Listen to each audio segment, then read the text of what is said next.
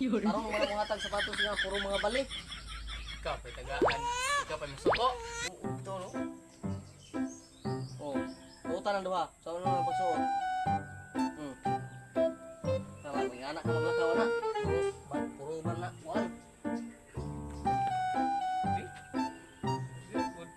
Good. Tama na. Binuha man ang iyo ha. Balik itaw. Bugalan, siguro ko niyo. Ikaw damigo. Paano daw? Sa pagsuot nga puro man na wala. Sakto man. Sakto oh. Sakto biya.